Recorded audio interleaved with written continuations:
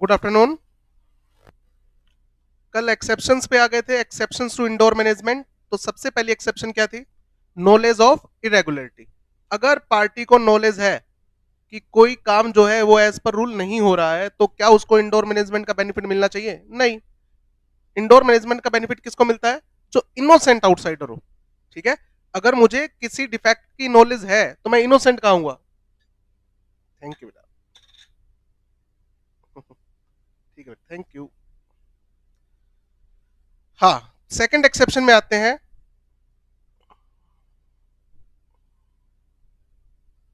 क्या हुआ, कॉफी पीनी है आपको भी?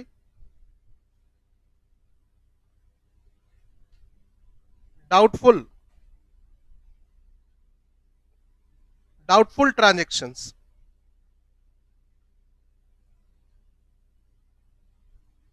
Doubtful transaction.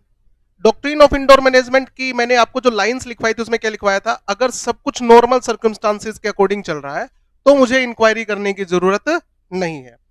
अब इस केस को समझने के लिए एक एग्जांपल लेते हैं। कंपनी की एक बहुत एक्सपेंसिव बिल्डिंग थी, मल्टी स्टोरी बिल्डिंग।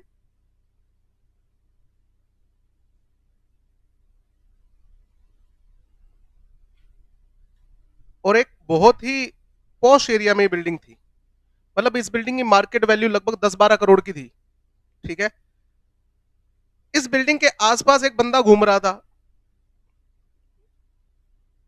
एक आदमी ने इससे पूछा कि भाई साहब, क्या बात, मैं नोट कर रहा हूं कि आप रोज यहां आते हो और इस बिल्डिंग को घूर घूर के देखते हो। कहता है यार, मुझे इस लोकेशन पे बिल्डिंग चाहिए थी, बट इस बिल्डिंग की मार्केट वैल्यू जो है वो मेरे बजट में नहीं आ रही। ठीक है। ये एग्जांपल लेते हैं मिस्टर ए का। जो ये बात कर रहा था वो इस बिल्डिंग में अकाउंटेंट था। जो बंदा ये बात कर रहा था वो इस बिल्डिंग, इस कंपनी में क्या था? अकाउंटेंट था। अकाउंटेंट इन कंपनी। ठीक है। इसने कहा इस बिल्डिंग की मार्केट वैल्यू जो है वो मेरे बजट में नहीं आ रही। ठीक है। मार्केट वैल्यू, एग्जांपल लिख लेते हैं, 12 करोड़ है। ये कहता है मेरा जो बजट है भाई साहब 5-6 करोड़ का है। अगर आसपास में कोई सस्ती बिल्डिंग मिलती हो तो मुझे बता देना। अकाउंटेंट ने कहा ठीक है, मैं बता दूंगा। 3-4 दिन बाद अकाउंटेंट का इसके पास फोन जाता है कि भाई साहब, कंपनी को पैसों की बहुत ज्यादा जरूरत है। अच्छा। और कंपनी अपनी बिल्डिंग बेचना चाहती है। कहते बट सर, मेरा तो बजट नहीं है। कहते सर, अगर आप सारी पेमेंट कैश में कर दोगे और आज ही कर दोगे तो कंपनी ये बिल्डिंग जो है ये 6 करोड़ में बेचने के लिए तैयार है। Sold for ₹6 crore. Mister A ने हां कर दी और बिल्डिंग परचेज कर ली। Mister A purchased the building.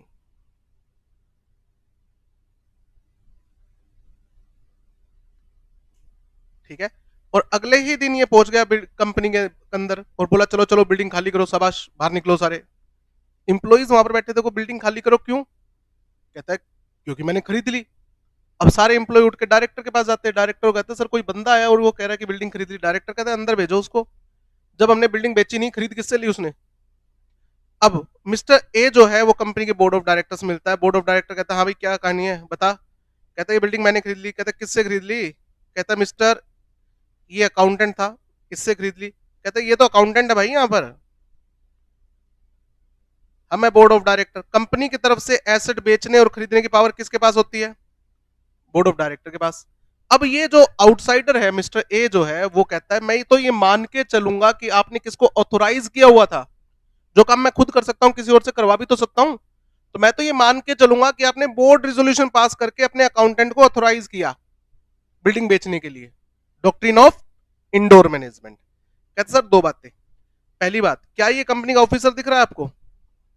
Doctrine of indoor management में क्या है? अगर कंपनी का ऑफिसर चल के मेरे साथ ट्रांजेक्शन कर रहा है तो मैं ये मानूंगा कि वो सारी रेगुलेशन फॉलो करके आया होगा। पहली बात। क्या ये अकाउंटेंट दिख रहा है, सॉरी ये ऑफिसर दिख रहा है आपको? दूसरी बात, अगर हम किसी को ऑथोराइज करेंगे तो किसी प्रॉपर्टी डीलर को ऑथोराइज करेंगे कि भाई हमारी बिल्डिंग बिकवा दे और अच्छे रेट में कमीशन देंगे। मैं हमारी कंपनी के अकाउंटेंट को क्यों ऑथोराइज करूंगा बिल्डिंग बेचने के लिए? दूसरी बात, कितने में खरीद ली? 6 करोड़ का। तेरा दिमाग खराब है? पोश एरिया में बिल्डिंग, मार्केट वैल्यू कितने की? 12 करोड़ की। कहता उसने कहा था कंपनी को पैसे की जरूरत है, अर्जेंट जरूरत है। तो भाई ये जो सारी सिचुएशन है ये क्या क्रिएट कर रही है, डाउट क्रिएट कर रही है। और डाउटफुल केस के अंदर इंक्वायरी करनी जरूरी होती है। कहता भाई साहब ऐसा है, you are not innocent outsider, you are not innocent outsider. कहता सर मुझे क्या पता, मैं तो ये मान के चलूंगा ना कि आपने अप्रूवल दी होगी। कहता आप हो गधे, fool. There is a difference between innocent and fool. आप गधे हो, आप मासूम नहीं हो। जब कोई डाउटफुल सिचुएशन होती है तो एवरी प्रूडेंट पर्सन, प्रूडेंट मतलब समझदार, shall make inquiry, shall make inquiry before entering into transaction।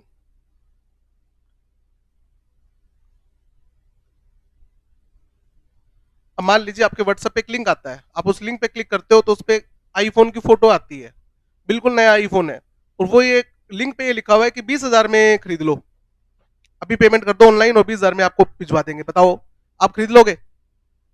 बताओ नहीं खरीदोगे, क्यों? सर साफ दिख रहा है क्या है, फ्रॉड है। सही बात है ना? तो आप समझदार बंदे हो।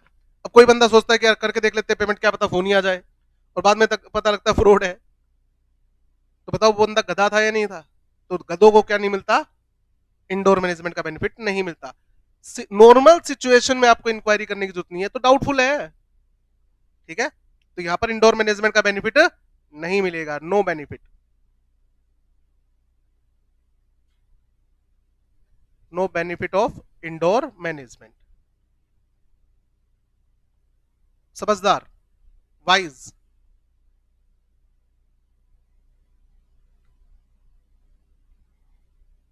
No benefit of indoor management to full. Doubtful situation में आपको इंक्वायरी करनी चाहिए। थर्ड जो एक्सेप्शन बनती है वो बनती है फोर्जरी।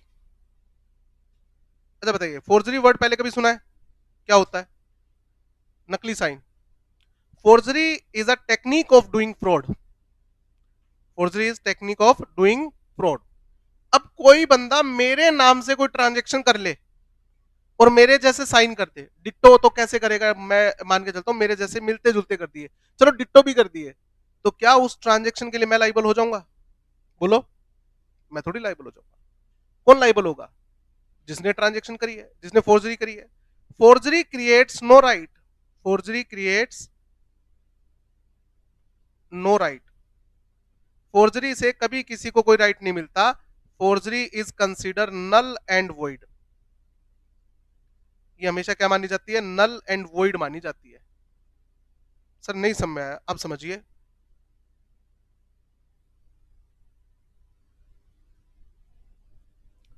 इसका एग्जांपल लेते हैं। कंपनी की तरफ से शेयर इश्यू करने की पावर किसके पास होती है बताओ? बोर्ड ऑफ डायरेक्टर्स के पास।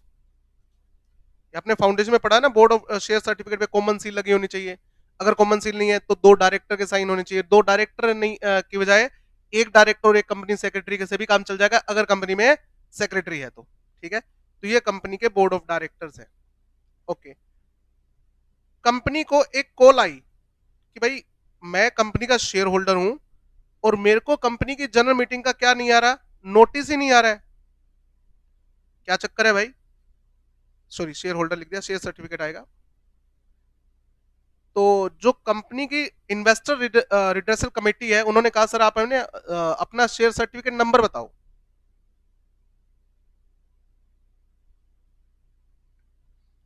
शेयर सर्टिफिकेट नंबर बताइए आप।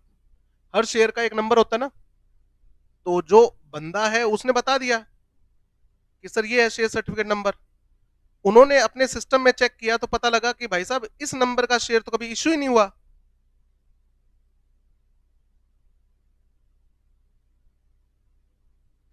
इस नंबर का तो शेयर सर्टिफिकेट कभी इश्यू नहीं हुआ। कहता सर आपके पास वो शेयर सर्टिफिकेट फिजिकल कॉपी पड़ी है? कहता जी बिल्कुल पड़ी है। पुराने जमाने में शेयर फिजिकली इश्यू होते थे, अब तो डीमेट आ गया। ठीक है, इसने सर्टिफिकेट भेज दिया। इस सर्टिफिकेट पे कंपनी सेक्रेटरी के साइन थे। इस पे कंपनी सेक्रेटरी के साइन थे, और डायरेक्टर के साइन जो थे वो इसके ऊपर फर्जी थे। डायरेक्टर के साइन क्या थे? फर्जी थे। और ये डायरेक्टर के साइन इसने किसने कर दिए थे? सीएस ने ही कर दिए थे। तो साइन खुद के तो कर दिए, put the signature of director, तो क्या हुआ? फोर्जरी हुई ना। मतलब बोर्ड ऑफ डायरेक्टर ने कहा कि सर ये सर्टिफिकेट तो हमने कभी इश्यू किया ही नहीं, हमारे साइन तो है नहीं। कहते ये रे, ये तो हमारे साइन है ही नहीं। इंक्वायरी की तो पता लगा कंपनी सेक्रेटरी ने ही साइन करके शेयर सर्टिफिकेट इश्यू कर दिए थे और ये सारे पैसे खुद खा गया था। अब बताओ, अब ये जो शेयर होल्डर है ये कहता है कि भाई साहब मुझे क्या पता ये साइन असली है या नकली है, और कंपनी सेक्रेटरी आपकी कंपनी का क्या है? ऑफिसर है। तो मुझे तो इंडोर मैनेजमेंट का क्या मिलना चाहिए? बेनिफिट मिलना चाहिए। ये शेयर सर्टिफिकेट क्या होना चाहिए? वैलिड होना चाहिए। बोर्ड ऑफ डायरेक्टर कहते हैं सर इंडोर मैनेजमेंट का बेनिफिट कब मिलता है? जब किसी ट्रांजेक्शन में कोई रूल फॉलो ना हुआ हो और हम उस रूल को क्या कर देंगे? रेटिफाई कर देंगे। ये शेयर सर्टिफिकेट तो हमने इश्यू ही नहीं किए, जो ट्रांजेक्शन हुई नहीं है उसको कैसे वैलिड कर दिया जाए? कहते नहीं सर मेरे को समझ में नहीं आई बात का, समझाते हैं। आप बैंक में गए 500 के नोट सबमिट करवाने के लिए, ठीक है? तो बैंक वाले ने वो नोट काउंट करते हैं ना बैंक वाले जमा कराने से पहले, और ये भी चेक करेंगे असली है या नकली है। बैंक ने 2 नोट निकाल कर आपको दे दिए 500 के और कहा बेटा ये नकली है। आपने देखा, उसको ध्यान से देखा, सर बिल्कुल असली लग रहे हैं, ठीक है? कहते नहीं ये नकली है नोट। अब आप कहते हो सर ऐसा है मेरे को तो पता नहीं था ये नकली है, पता होता कि नकली है तो मैं ले लेता थोड़ी है नोट। अब आप एक काम करो, ये तो रख लो, आगे से मैं ध्यान रखूंगा। बताओ वो जो फोर्स नोट है, जो नकली नोट है, फेक है, जाली है, उसको बैंक वाले ले लेंगे क्या जस्ट बिकॉज कि मुझे पता नहीं था कि नकली है? ये तो देखो बिल्कुल असली लग रहा है, मैं तो डिसीव हो गया। तो भाई तुम डिसीव हो गए तो उस केस में कंपनी थोड़ी सजा भुगतेगी। कौन सजा भुगतेगा? सीएस। किसके नाम पे एफआईआर दर्ज करवाओ? सीएस के ऊपर एफआईआर दर्ज करवाओ। ये शेयर सर्टिफिकेट वैलिड नहीं है। ना आप हमारी कंपनी के शेयर होल्डर और ना आपको कंपनी के अगेंस्ट कोई राइट मिलने वाला, क्योंकि ये शेयर सर्टिफिकेट क्या है? फोर्स्ड है। तो आप किसके ऊपर केस कर सकते हो? इसके ऊपर केस करो, फाइल सूट, इसके ऊपर केस फाइल करो। But you are not share holder of company. आपका शेयर होल्डर का स्टेटस क्या किया जाता है? कैंसिल किया जाता है। पॉइंट समझ आया? Forgery creates no right. आपके साथ फोर्जरी हुई है, जिसने फोर्जरी करी होती है वो लाइबल होता है, कंपनी लाइबल नहीं होगी, भले ही आप कितने ही इनोसेंट क्यों ना हो। अब देखो ये इनोसेंट था या नहीं था? बिल्कुल इनोसेंट था। मुझे तो नहीं पता था साइन नकली, मुझे कैसे पता लगेगा साइन असली है नकली है? क्या सर बिल्कुल ठीक बात है, आपको नहीं पता, बट हमारी भी क्या गलती है? जब हमने शेयर इश्यू ही नहीं किए तो वैलिड कैसे हो जाएंगे? फोर्थ एक्सेप्शन जो आती है वो आती है no knowledge of irregularity, sorry irregularity नहीं, no knowledge of MOA and AOA, no knowledge of MOA and AOA. If a person has no knowledge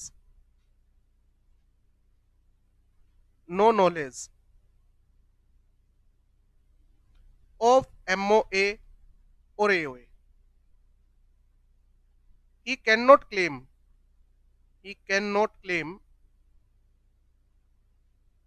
the benefits of indoor management.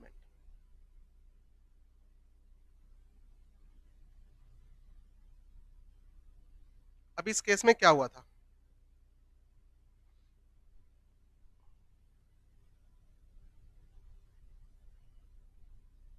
ये एक लाला थे, लाला जी, एक इन्वेस्टमेंट कंपनी है जो कहती है कि भैया आप अपना पैसा हमें दो इन्वेस्ट करने के लिए, हम पैसे को क्या करेंगे? स्टॉक मार्केट में इन्वेस्ट करेंगे। कहते ना ना भैया रिस्क है, स्टॉक मार्केट में पैसा क्या हो सकता है? जीरो भी तो हो सकता है। कहता सर हमारी कंपनी की पॉलिसी तो सुनो। कहता क्या? हमारी कंपनी की पॉलिसी है जितना पैसा आप दोगे, जिसको हम प्रिंसिपल अमाउंट बोलेंगे, साल के एंड पे उतना पैसा आपको पक्का मिलेगा, मतलब आपका पैसा डूबेगा नहीं। तो अगर आपने हमको 10 लाख रुपए दिए इन्वेस्ट करने के लिए, तो मार्केट में चाहे भूचाल आ जाए, आपको साल के एंड पे 10 लाख रुपए तो आपके मिलेंगे ही मिलेंगे। एक तरीके से क्या हो गया, इंश्योरेंस हो गया। पहला डर गया कि अगर मैं 10 लाख रुपए दूं, साल के एंड पे जीरो हो गए तो, लॉस हो गया तो। लॉस नहीं होगा, जितना पैसा दोगे साल के एंड पे उतना तो मिलेगा, पहला पॉइंट। दूसरा पॉइंट, जितना प्रॉफिट होएगा उसका 40% हमारा, 60% आपका। मान लो 10 लाख आपने पैसा इन्वेस्ट करने के लिए रखा है, वो 10 लाख का साल के एंड पे 12 लाख हो गया, 2 लाख का प्रॉफिट हो गया, तो 80,000 हम रखेंगे, 1,20,000 आपके। अब बताओ कैसी है स्कीम? कहते स्कीम तो बहुत बढ़िया है। ये इन्वेस्टमेंट कंपनी भाई बहुत चल गई। इस कंपनी में मेन जो थे ना, 3 डायरेक्टर थे, ए बी एंड सी, ये 3 डायरेक्टर थे, और ये इन्वेस्टमेंट डिसीजन खुद लेते थे, कहां पैसा इन्वेस्ट करना है। Investment decisions, investment decisions are to be taken by, investment decision कौन लेगा? डायरेक्टर लेंगे। Are to be taken by, are taken by board of directors. ये कहां लिखा हुआ है? आर्टिकल ऑफ एसोसिएशन में। इन्वेस्टमेंट डिसीजन कौन लेगा? बोर्ड ऑफ डायरेक्टर लेंगे। हाउएवर, इसी में क्या लिखा हुआ है? However board of directors may delegate the power to invest money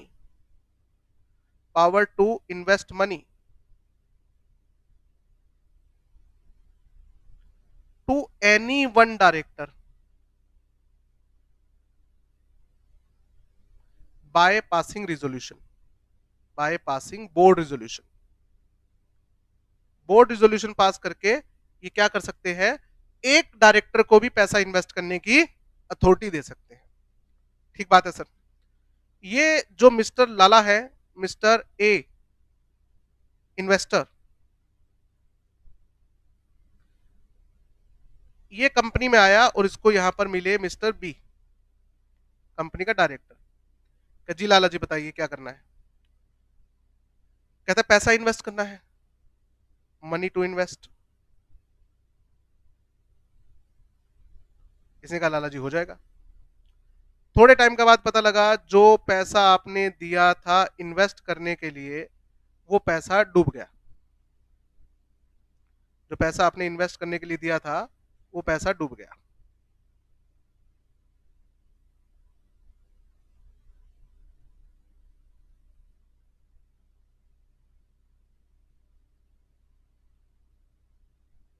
ये इन्वेस्टमेंट और ये सारी इन्वेस्टमेंट डूब गई।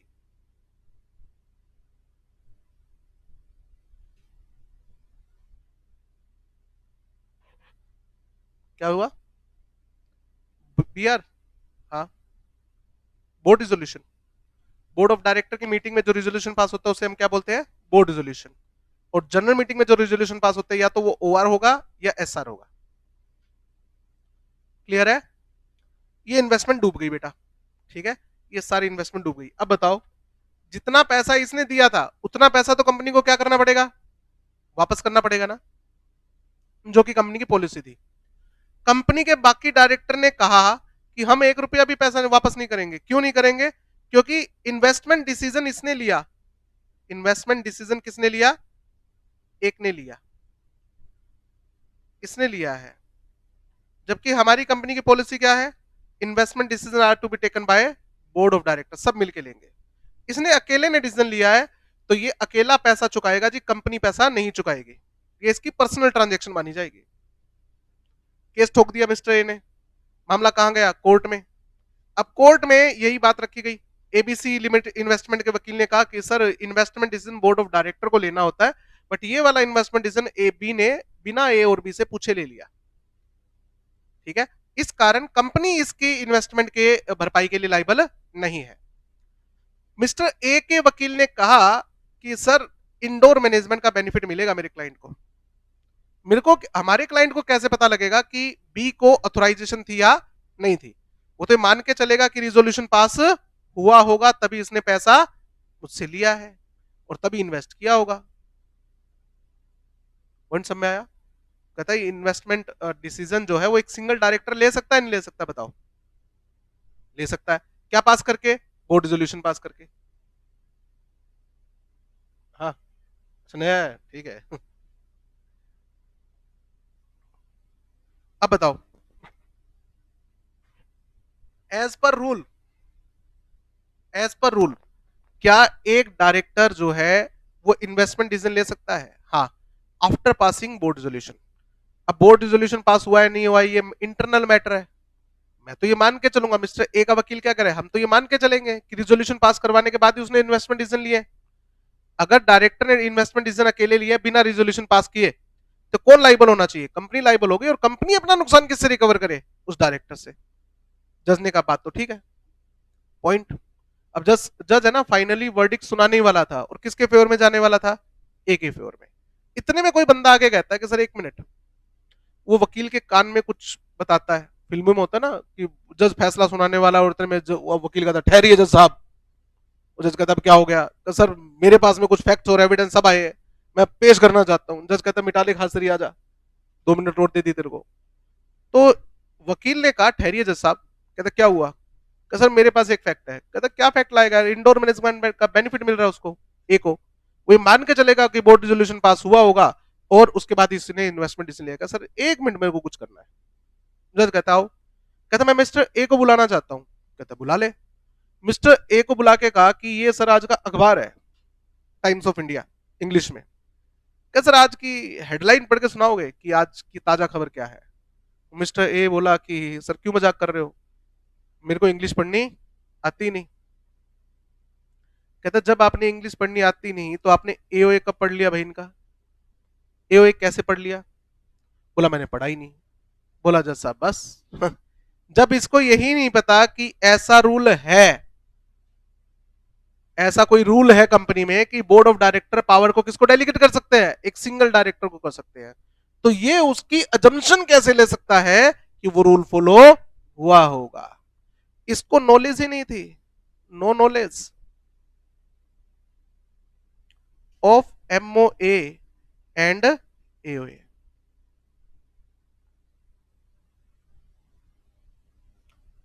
जब आपको यही नहीं पता कि ऐसा कोई रूल है तो आपने उसकी अजम्पशन कैसे ले ली कि रूल फॉलो हुआ होगा?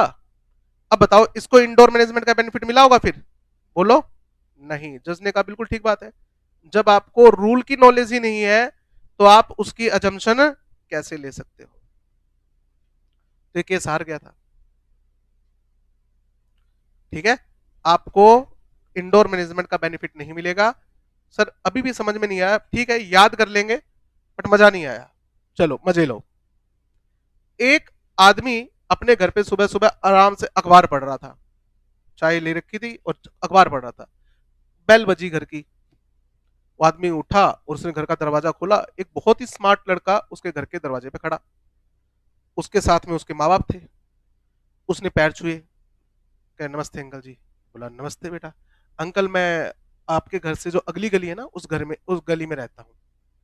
अच्छा बेटा। अंकल जी आपसे कुछ बात करनी थी 5 मिनट, ये मेरे माँ बाप है। कहता आओ बेटा अंदर आओ। अंदर आए, उन चाय पानी उनके लिए भी बना दी, बैठ गए। कहता अंकल मैं सीए हूँ, मेरी एज 26 साल है और मेरा पैकेज जो है वो 30 लाख का पैकेज लगा हुआ है। बहुत अच्छी बात है बेटा, सीए भी हो, 30 लाख का पैकेज भी है। बताइए बेटा, मुझे क्यों बता रहे हो बात? अंकल जी मुझे आपकी लड़की से शादी करनी है। बट बेटा मेरी तो कोई लड़की नहीं है। कहता शिट, आपकी कोई लड़की नहीं है? अच्छा चलो फिर मैं जाता हूँ। अंकल कहता है एक मिनट बेटा रुक तो जा, तेरे को किसी ने कहा कि मेरी लड़की है? कहते नहीं किसी ने कहा नहीं। आपका लड़का है ना? कहता हाँ मेरा लड़का है, इंजीनियर है, 28 ईयर्स का। क्या मैंने आपके लड़के को देखा है, बहुत स्मार्ट है। कहता हाँ बेटा मेरे पे गया है। ठीक है, तो आजकल क्या होता है, हर कोई 2 बच्चे तो करता ही है।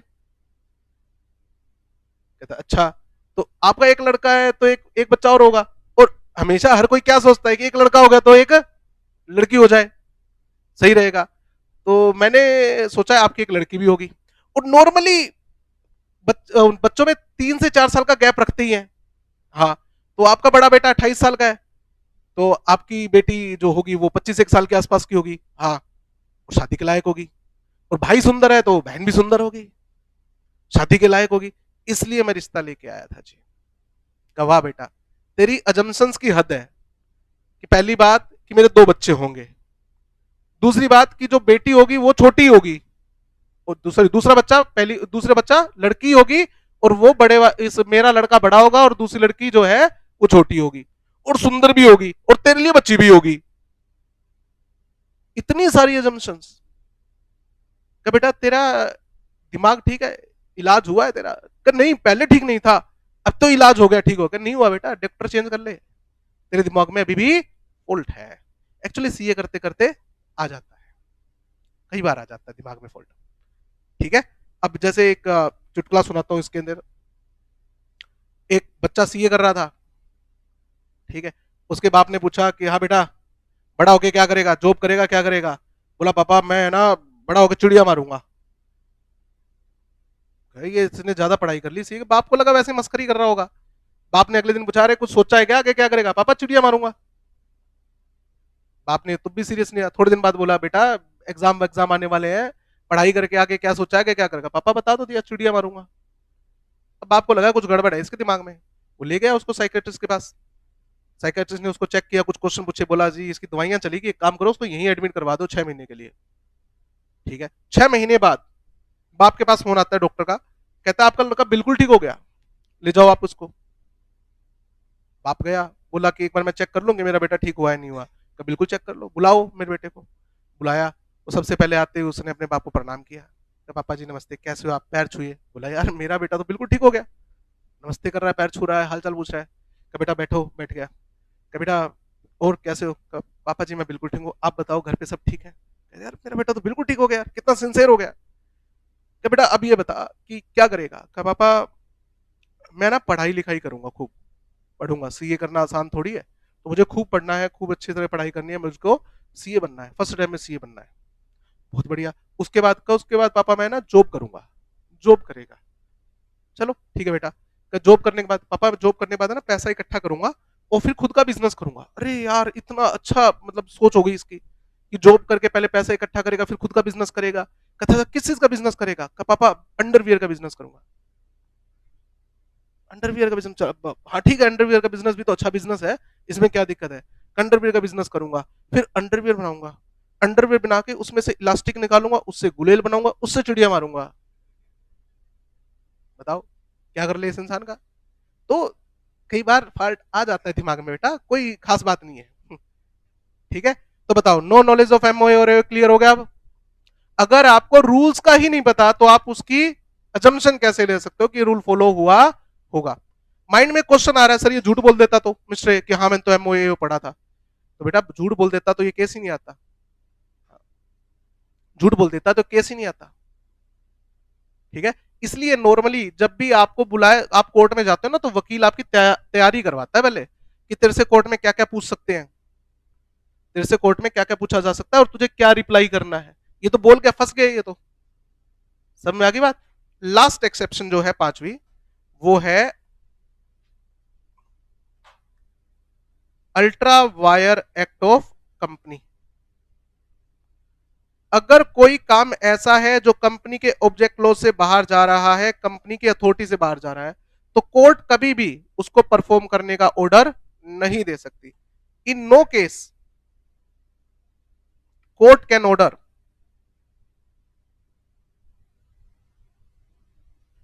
The company to perform any act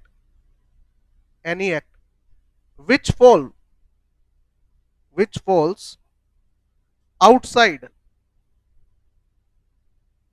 the object laws of company. अब इसमें मैंने एसबरी वाला एग्जांपल दिया था, एसबरी रेलवे वाले केस में कोर्ट ने यानी कि जज ने उसको समझाया कि जनरल कॉन्ट्रैक्ट का मतलब क्या होता है। जनरल कॉन्ट्रैक्ट का मतलब वो कॉन्ट्रैक्ट जो मैकेनिकल इंजीनियरिंग से रिलेटेड है, जनरल कॉन्ट्रैक्ट में फाइनेंस नहीं आएगा। अब वो कहता है माई बाप ये बात तो आज आपने समझाई है हमें, उससे पहले तो हमें यही लग रहा था जनरल कॉन्ट्रैक्ट का मतलब कोई भी ऐसा कॉन्ट्रैक्ट जिससे कंपनी का फायदा होता हो, आज आपने समझाया। तो सर ये वाली ट्रांजेक्शन तो वैलिड करो, आज के बाद हम कंपनी से फाइनेंस नहीं लेंगे। तो जज कहता है भाई मैं कंपनी को जस्ट बिकॉज कि तुम्हें समझ में नहीं आया क्या लिखा हुआ है, मैं कंपनी को ऐसा काम करने का ऑर्डर कैसे दे दूं जिस काम के लिए कंपनी बनी ही नहीं है। इसीलिए वहां पर डॉक्ट्रिन ऑफ कंस्ट्रक्टिव नोटिस में क्या लिखा हुआ है, रेड एंड अंडरस्टूड।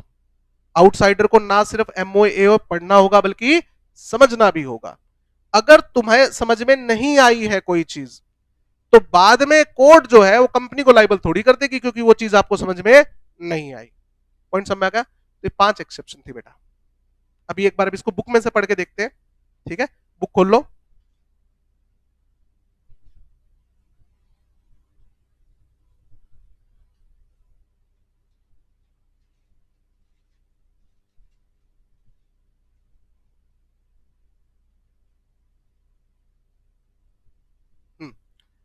जैसा मैंने आपको बताया कि पहले मेरी आदत क्या रहती है, पहले मैं आपको कॉन्सेप्ट समझाऊंगा नोट से, उसके बाद बुक में से लाइन टू लाइन पढ़ाना, ठीक है? तो अब बुक में समझते हैं। सबसे पहला टॉपिक क्या आया? सबसे पहला टॉपिक आया है what do you mean by company. तो कंपनी क्या है? कंपनी एक सेपरेट लीगल एंटिटी होती है अपने मेंबर से, इसका परपेचुअल सक्सेशन होता है, can be incorporated only for lawful purpose. इसका एग्जाम से कोई लेना देना नहीं है। डेफिनेशन ऑफ प्रमोटर, हाँ ये कुछ आया। प्रमोटर कौन होता है? प्रमोटर वो पर्सन है who undertakes. What is the meaning of undertake? बोलो। Promise. Who promise to form a company, जिसने कंपनी बनाने का वादा किया है with reference to given project and then set it going, और उसके बाद वो कंपनी को क्या करता है? कंटिन्यू करता है। And which takes necessary steps to accomplish that purpose, और कंपनी बनाने के लिए क्या करता है? नेसेसरी स्टेप्स लेता है। बताओ नेसेसरी स्टेप्स कहां लिखे हुए हैं कंपनी इनकॉर्पोरेशन के? सेक्शन 7 में। कंपनी बनाने के लिए कौन कौन से स्टेप फॉलो करने होते हैं, कहां लिखा हुआ है? सेक्शन 7 के अंदर, ठीक बात है। टू बी अ प्रमोटर, अगर आपको प्रमोटर बनना है तो जरूरी नहीं है आप इनिशियली एसोसिएटेड हो। अच्छा मुझे बताइए, रिलायंस इंडस्ट्री लिमिटेड के फाउंडर मेंबर को प्रमोटर कौन है? Reliance industry limited. किसने रिलायंस इंडस्ट्री लिमिटेड की स्थापना की थी? धीरू भाई अंबानी जी, लेट धीरू भाई अंबानी जी। ये कंपनी के प्रमोटर हैं। रिलायंस का प्रमोटर है नहीं थे, लेट लिखा हुआ ना। अब बताओ, अब ये तो चले गए, अब ये तो रहे नहीं, तो अब कंपनी बिना प्रमोटर के चल रही होगी? यस और नो? बोलो। आपके अकॉर्डिंग अभी फिलहाल रिलायंस इंडस्ट्री लिमिटेड का प्रमोटर कौन है? इनका बेटा मुकेश अंबानी। लिख लो ये बुक में जो साइड में लिखवा रहा हूं। अभी कौन है प्रमोटर? मुकेश अंबानी। तो बेटा इंसान तो मरता ही है। अब मुकेश अंबानी जी नहीं रहेंगे, अगर बाई चांस भगवान उनको लंबी उम्र दे, तो कौन बनेंगे प्रमोटर? मुकेश अंबानी ने क्या अनाउंस कर रखा है? रिलायंस इंडस्ट्री लिमिटेड के मैं 3 टुकड़े करूंगा। Reliance O2C, oil to chemical, Reliance telecom जिसको अंदर जियो जियो वगैरह आएगा, और एक रिलायंस रिटेल, ठीक है? और वो अपने तीनों बच्चों को लेके जाएगा वो कंपनी, ईशा अंबानी, आकाश अंबानी, अनंत अंबानी, ठीक है? तो जब मुकेश अंबानी जी नहीं रहेंगे तो उनके बच्चे कंपनी के क्या बन जाएंगे? वो प्रमोटर बन जाएंगे। तो जरूरी नहीं है प्रमोटर होने के लिए कि आप कंपनी के साथ इनिशियली एसोसिएटेड हो। One who subsequently help to arrange floating of its capital, जो बाद में कंपनी के लिए कैपिटल अरेंज करता है उसे भी क्या माना जाएगा? प्रमोटर। अब कंपनी के लिए बताओ कौन पैसा अरेंज कर रहा है? कंपनी को कौन चला रहा है? मुकेश अंबानी। तो मुकेश अंबानी अब क्या है? प्रमोटर है। धीरू भाई अंबानी प्रमोटर थे, अब ये प्रमोटर है। थोड़ा थोड़ा समझ में आ रहा है? Okay. Definition of promoter, promoter की डेफिनेशन देखते हैं क्या है। Company act 2013 define the term promoter under section 2 clause 69 which means a person जो जिसका नाम प्रोस्पेक्टस में या एनुअल रिटर्न में मेंशन्ड हो, ठीक है? जिसका कंट्रोल हो कंपनी के अफेयर्स पे, control over the affairs of the company. Affairs का मतलब वो नहीं जो तुम सोच रहे हो, अफेयर का मतलब वर्किंग, फंक्शन, जिसका कंपनी की वर्किंग पे क्या हो, कंट्रोल हो, ठीक है। और तीसरा, जो एडवाइज कर सकता है, डायरेक्शन दे सकता है, किसको, बोर्ड ऑफ डायरेक्टर्स को, और बोर्ड ऑफ डायरेक्टर बाउंड है अकस्टम टू एक्ट, अकस्टम मतलब bound to act accordingly. Sir नहीं समझ में आया, आओ अब इसको समझते हैं। इस यहां पर प्रमोटर कौन है, सेक्शन 2 क्लोज 69 में प्रमोटर को बताया गया कि प्रमोटर, हम तीन तरह के बंदों को प्रमोटर बोलते हैं। नंबर 1, दो डॉक्यूमेंट होते हैं जो कंपनी को फाइल करने होते हैं, दो डॉक्यूमेंट होते हैं जो कंपनी को फाइल करने होते हैं आरओसी के पास। एक तो प्रोस्पेक्टस, प्रोस्पेक्टस, क्या प्रोस्पेक्टस हर कंपनी इश्यू करती है, नहीं। कौन सी कंपनी, लिस्टेड पब्लिक कंपनी। एक डॉक्यूमेंट ऐसा होता है जो हर कंपनी को इश्यू करना पड़ता है आरओसी के पास, इसका नाम होता है एनुअल रिटर्न। एनुअल रिटर्न क्या होती है, इसमें क्या चीजें होती हैं, ये कब फाइल करनी होती है, ये सब चैप्टर 7 में आएगा, सेक्शन 92। ये हर कंपनी को फाइल करनी पड़ती है जी। प्रोस्पेक्टस सिर्फ किस कंपनी को फाइल करना पड़ता है, जो लिस्टेड पब्लिक कंपनी है, शेयर इश्यू करने से पहले इसकी एक कॉपी किसको जाती है, आरओसी को जाती है। और एनुअल रिटर्न तो हर साल फाइल करनी पड़ती है और हर कंपनी को फाइल करना पड़ता है। बेटा प्रोस्पेक्टस में प्रमोटर का नाम मेंशन करना कंपलसरी होता है, और एनुअल रिटर्न में भी प्रमोटर का नाम मेंशन करना कंपलसरी होता है। तो any person named as promoter, जिस भी बंदे का नाम यहां पर प्रमोटर वाले खाने में लिखा हुआ है, प्रमोटर वाले बॉक्स में लिखा हुआ है, वो कंपनी का प्रमोटर होगा। तो प्रोस्पेक्टस में प्रमोटर के आगे नाम लिखा हुआ मिस्टर एक्स, तो इसका मतलब कंपनी का प्रमोटर है। एनुअल रिटर्न में प्रमोटर के बॉक्स के आगे लिखा हुआ मिस्टर वाई, तो इसका मतलब कंपनी का क्या है, प्रमोटर है। प्रमोटर एक से ज्यादा भी हो सकते हैं, ठीक बात है ना, प्रमोटर एक से ज्यादा भी हो सकते हैं। क्लियर। अच्छा अब माइंड में क्वेश्चन आ रहा है, सर ऐसे तो कंपनी किसी का भी नाम लिख देगी, प्रमोटर वाले बॉक्स में आपका ही नाम लिख देगी, तो आप प्रमोटर बन जाओगे। बेटा ये जब डॉक्यूमेंट जाते हैं ना, तो इसके साथ में कंसेंट लेटर जाता है, क्या जाता है, कंसेंट लेटर। जिस जिसका नाम लिखा होगा उन सबके क्या जाते हैं, कंसेंट लेटर। तो मेरा साइन किया हुआ डॉक्यूमेंट होना चाहिए कि हाँ मैं कंपनी का प्रमोटर हूं, तब आएगा मेरा नाम, उससे पहले मेरा नाम नहीं आ सकता। पॉइंट समझ में आ रहा है। दूसरा तरीका, दूसरा तरीका, प्रमोटर हम किसको मानते हैं, who has ultimate control, who has ultimate control, ultimate मतलब final, ultimate control over the affairs of the company. Affairs का मतलब functioning, working, affairs of the company. अच्छा एक बात बताओ, मैं इसका एक एग्जांपल लेता हूं।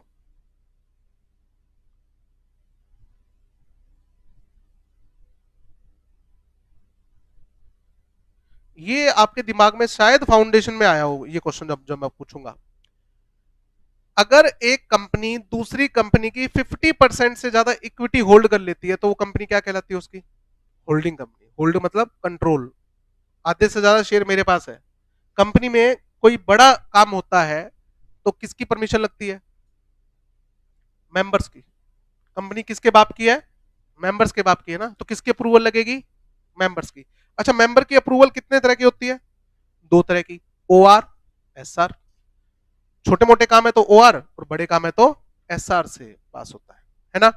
अगर किसी कंपनी के 50% से ज्यादा शेयर ही मेरे पास है, मेरी कंपनी के पास है, तो बताओ उस कंपनी में क्या होगा, मैं चाहूंगा, क्योंकि 50% से ज्यादा शेयर मेरे पास है, तो अगर ओआर पास हो रहा है तो मैं अकेला ओआर पास कर दूंगा। अगर एसआर पास करना हो, अगर मैंने कह दिया ना, तो एसआर पास हो ही नहीं सकता, क्योंकि 50% ज्यादा शेयर किसके पास है, मेरे पास। तो इसलिए उस कंपनी को क्या बोलते हैं, होल्डिंग कंपनी।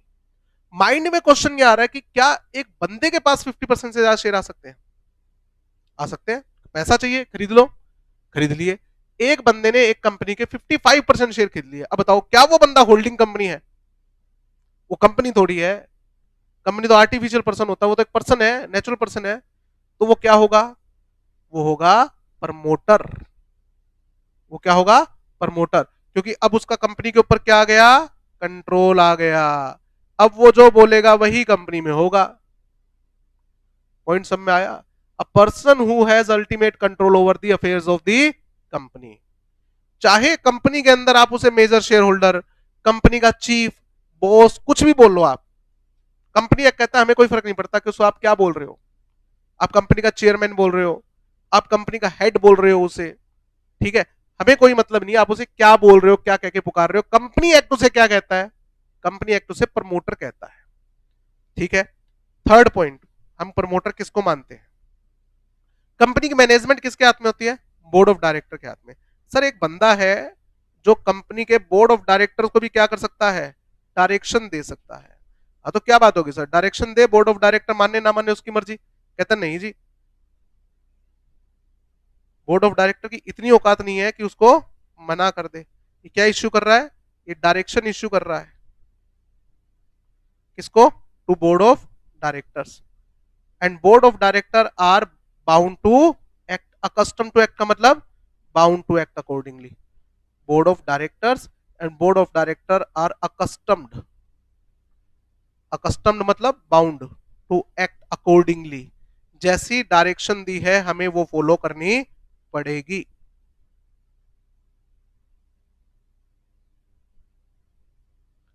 तो तीन तरह के बंदों को क्या बोला जाता है? प्रमोटर। नंबर वन, जिसका नाम एनुअल रिटर्न और प्रोस्पेक्टस में मेंशन्ड है एज प्रमोटर। नंबर दो, जिसका कंपनी के ऊपर अल्टीमेट कंट्रोल है। नंबर तीन, जो बोर्ड ऑफ डायरेक्टर को भी क्या दे सकता है? डायरेक्शन दे सकता है, और बोर्ड ऑफ डायरेक्टर उसकी डायरेक्शन को मना नहीं कर सकते।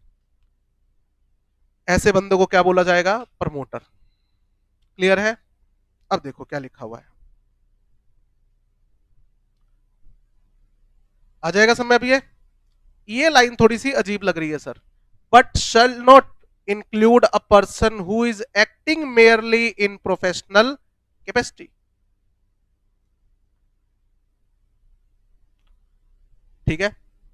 अब जैसे 2017 की बात करते हैं, 1 जुलाई 2017 जीएसटी लागू हुआ था, तो जितनी भी कंपनीज थी सबके डायरेक्टर्स के होश उड़ गए भाई, अब जीएसटी आ गया।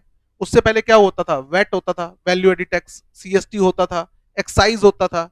अब उन सबके फोन जाने शुरू हो गए सीएस के पास, कहते भाई ये जो नया एक्ट आ गया है उसका क्या करें?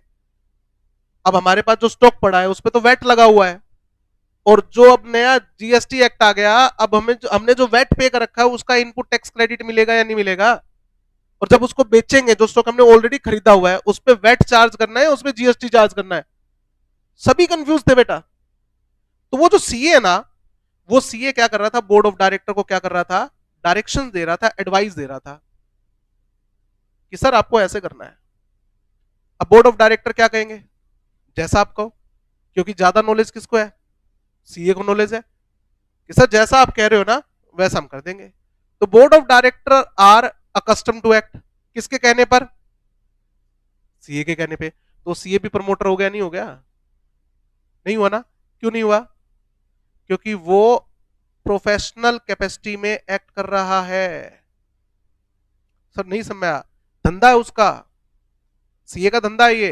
अब वो आपको ये जो डायरेक्शन दे रहा है उसके बदले में क्या लेगा? पैसे लेगा। और वो सिर्फ आपको डायरेक्शन नहीं देता, जो भी कंपनी उसके पास आएगी उन सबको क्या करेगा? डायरेक्शन देगा, और बदले में क्या लेगा? पैसे लेगा।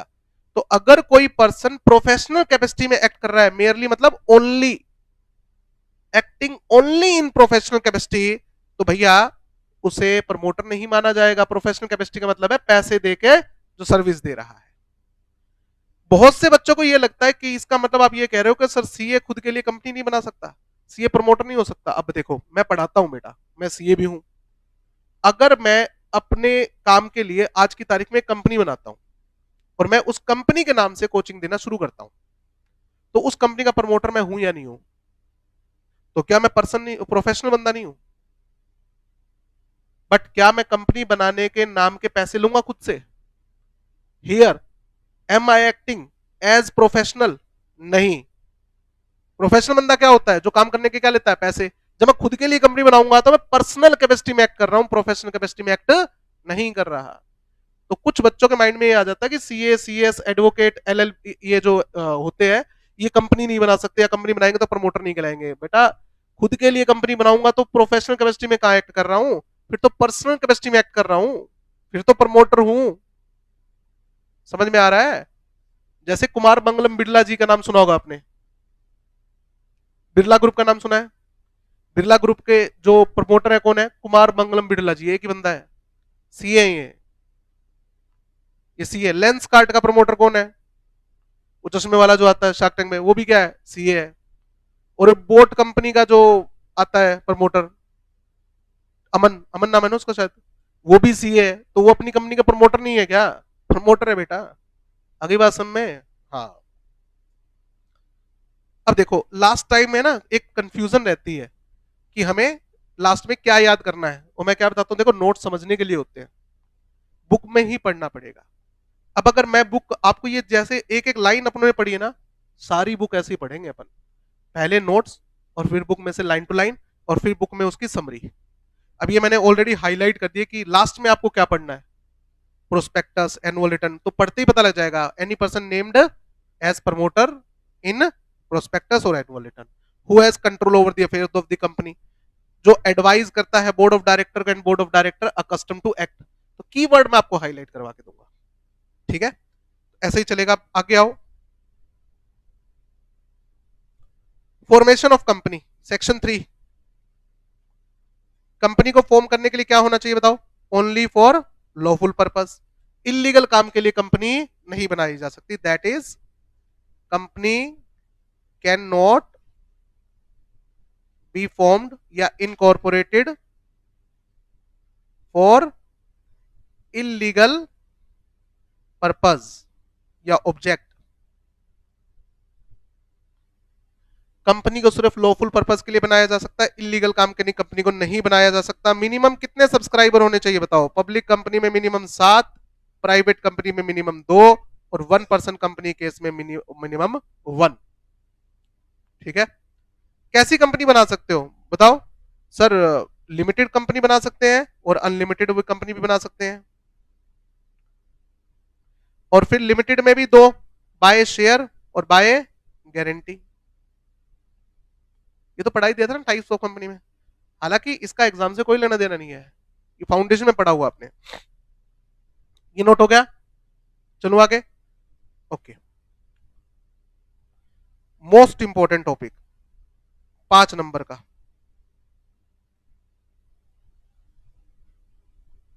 5 मार्क्स का।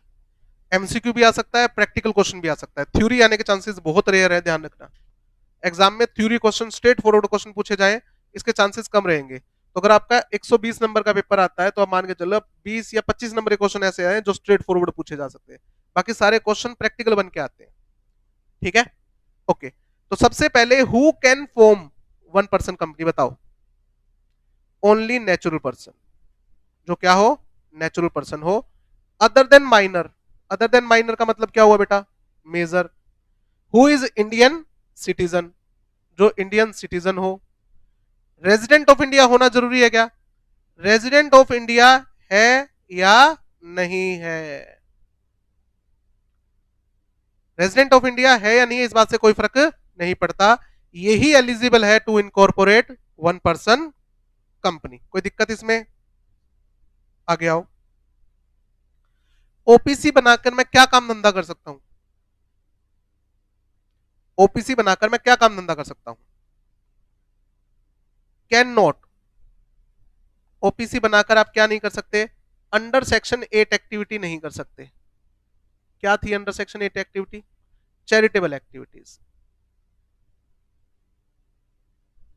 चैरिटेबल एक्टिविटीज नहीं कर सकते। और क्या नहीं कर सकते? Can not carry out non banking financial investment activities. इसके लिए आरबीआई का लाइसेंस लेना पड़ता है बेटा, और आरबीआई के लाइसेंस की पहली कंडीशन ये है मिनिमम आपकी प्राइवेट कंपनी या पब्लिक कंपनी होनी चाहिए। ओपीसी का क्लोज नहीं है वहां पर। समझ में आ गया? ये 2 काम नहीं कर सकते, आप कोई और करना चाहो कर सकते हो। ठीक है? ओके, अब मुझे बताओ क्या आप, एक second, hello,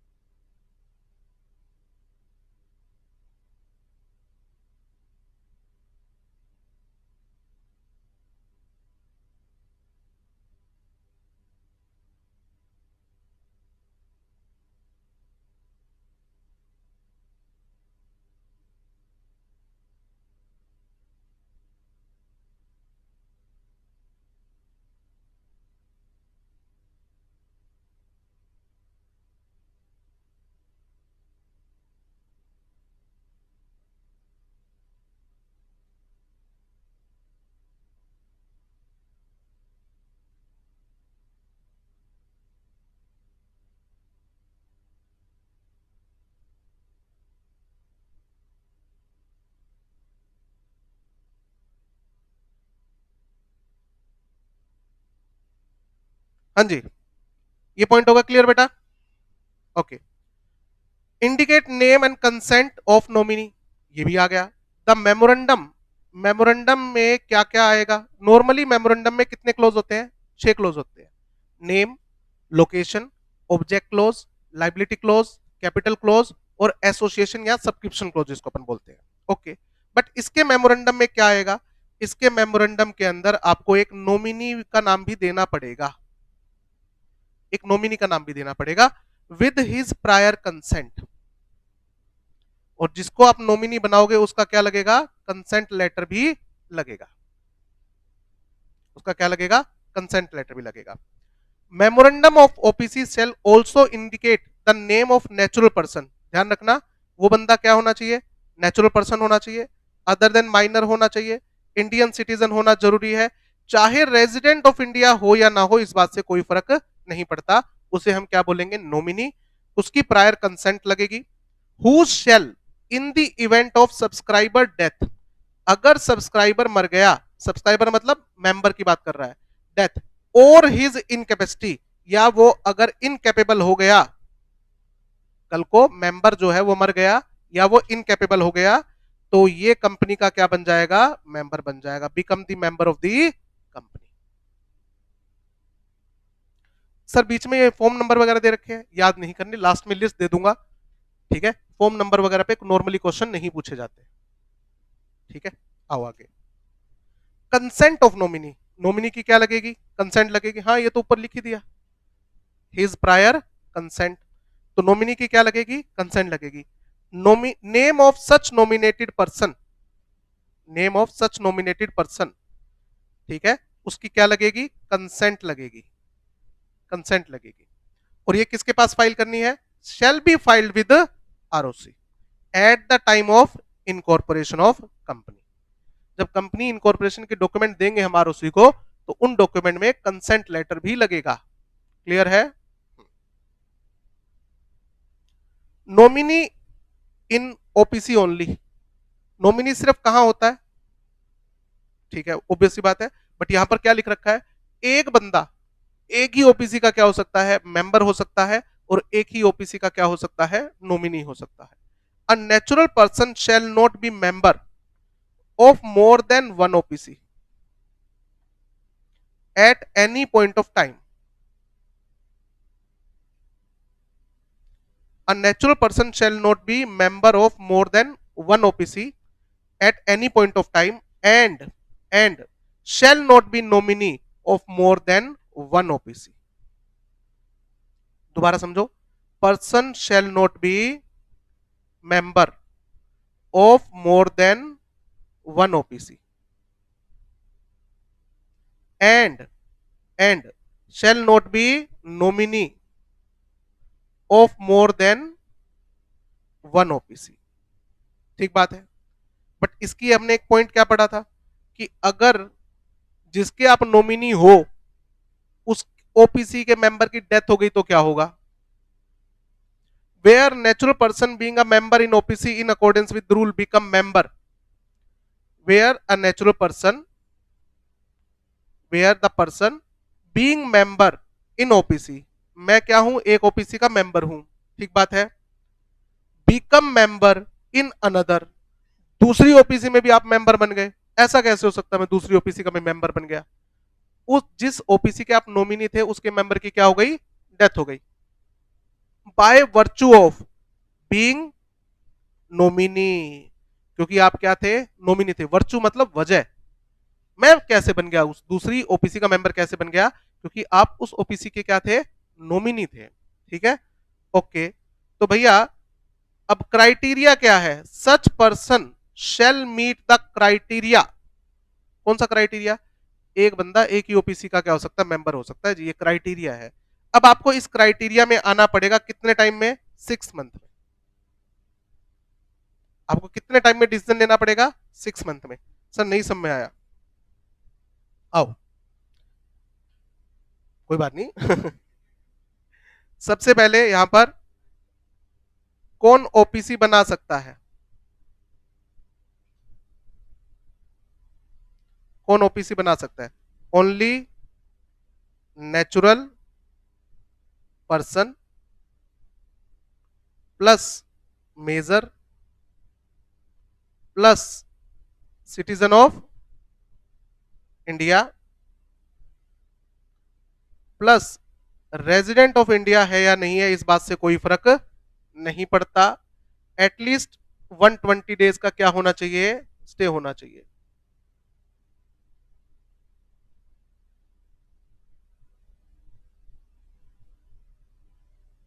during last financial year आप मेंबर बन सकते हो ओपीसी के, आप क्या हो सकते हो, नॉमिनी हो सकते हो। यही बात लिखी हुई है। एक पर्सन जो है एक ही ओपीसी का मेंबर हो सकता है। One person can become member और nominee in one OPC only. ठीक है।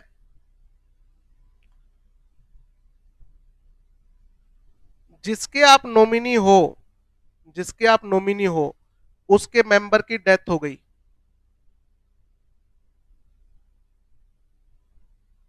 जिसकी वजह से आपके पास 2 ओपीसी आ गई। अब मैं क्या करूं, मिस्टर ए जो है ये मेंबर है, मेंबर ऑफ 2 ओपीसीज।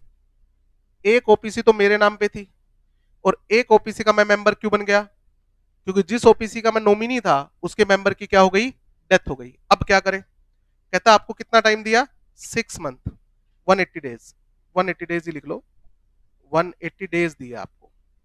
अब आपको डिसाइड करना है, बताओ क्या डिसाइड करना है। मर्ज कर दो, एक को सेल आउट कर दो, एक को वाइंड अप कर दो, एटसेट्रा। जो डिसीजन आपको ठीक लगे वो लो। 180 डेज का टाइम देते हैं, या तो दोनों ओपीसी को मर्ज कर लो, या एक ओपीसी को बेच दो, या एक ओपीसी को बंद कर दो, या एक ओपीसी को प्राइवेट या पब्लिक में कन्वर्ट कर लो। याद आया, नोट्स बनाया था, ये सारी बात लिखी हुई है। ठीक है, आगे आओ। बस आज के लिए इतना काफी है, चलो।